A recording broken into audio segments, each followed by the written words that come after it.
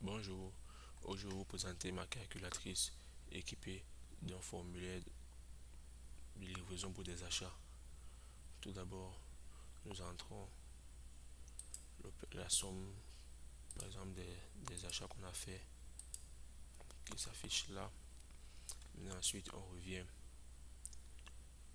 sur le formulaire, on entre l'adresse, comme par exemple, on va prendre une adresse lambda, disons 45, nom de la rue, Saint James Street, la ville, Québec, le zip code. On va prendre par exemple 1, 2, 3, 4, 5, 6.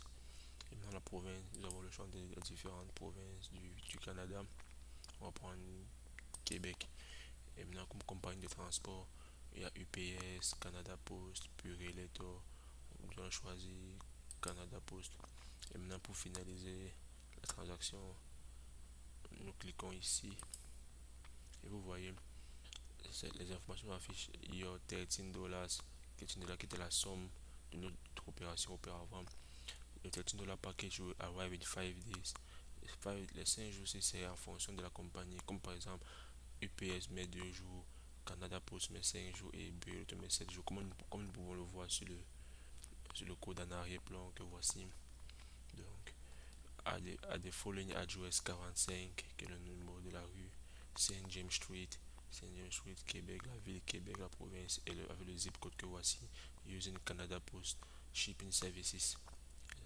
Et maintenant, si nous venons ici, nous pouvons effacer l'historique.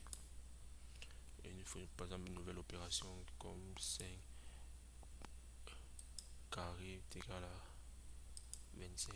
Et nous pouvons encore faire une nouvelle opération comme par exemple 6 fois 85. Et maintenant, ce qui est bien, c'est que à la fin, si nous mettons par exemple une nouvelle adresse comme 56 Saint James Peter, Montréal,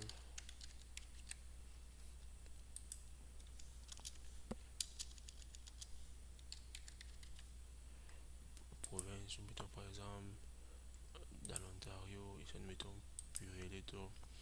Quand nous finalisons, elle est modifiée, donc elle prend en compte la dernière valeur, la dernière opération faite. Your $510 package arrive in 5 days, comme j'ai dit, à cause de la compagnie de transport à des following address 4555 Saint James Peter Street, Montréal, Ontario, tout.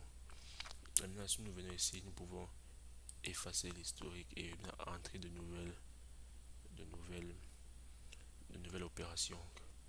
Bon, c'est tout pour la vidéo. J'espère qu'elle fut utile. Passez une bonne journée. Merci.